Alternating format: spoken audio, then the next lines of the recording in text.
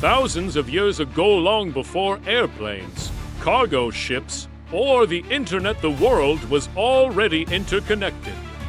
A vast trade network stretched across continents, traversing deserts, mountains, and seas. This is the story of the Silk Road, a route that carried not only goods, but also ideas, religions, art, and even deadly plagues. A path that, in the end, helped shape the world as we know it today. Our journey begins in China, around the 2nd century BCE. During the Han Dynasty, Emperor Han Wudi sought to expand both trade and diplomacy. He sent an envoy, Zhang Jin, who braved months of perilous travel through hostile terrain and uncovered routes that reached deep into Central Asia. This marked the birth of a network that would link China to distant lands.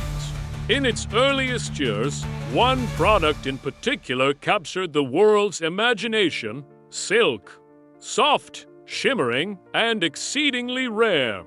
Silk became a symbol of luxury, in Rome a treasure only the wealthiest could afford. The Silk Road was never a single road, but a web of routes.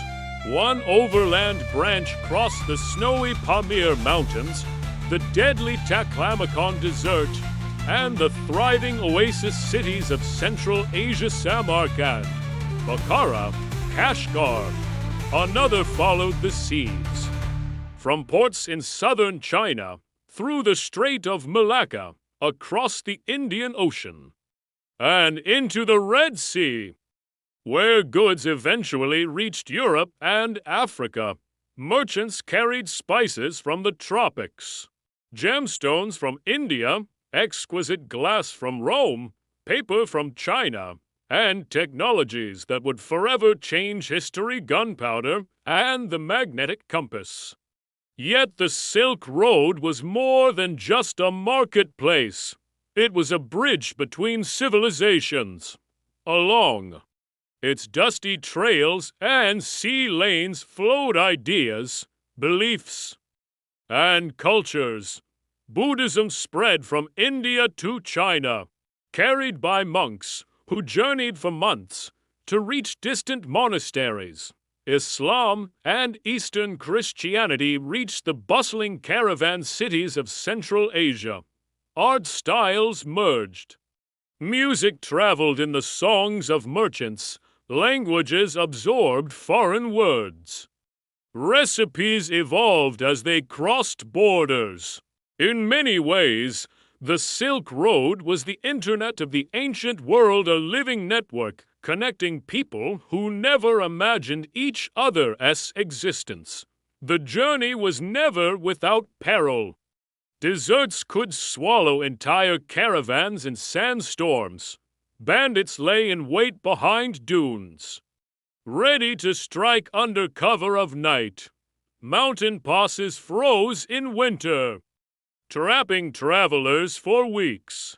And in the 14th century, something far deadlier began to spread along these routes: the Black Death. Carried by traders and ships, the plague swept across Eurasia, killing tens of millions and hastening the end of the Silk Road's golden age. By the close of the Middle Ages, the political stability that had once allowed the Silk Road to thrive had vanished. The Mongol Empire, whose power had safeguarded the routes, fractured into warring factions. European explorers discovered direct sea routes to Asia, bypassing the overland trails entirely. The once thriving artery of trade fell silent. Yet the Silk Road never truly died.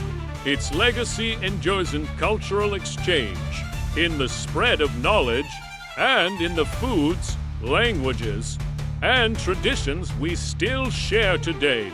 And in the 21st century, the idea of the Silk Road has been reborn. Ambitious infrastructure projects now aim to connect nations through railways, highways, and shipping lanes, echoing the ancient dream of connection. The Silk Road stands as proof that humanity has always sought to push beyond its own horizon, no matter the distance, the language, or the differences.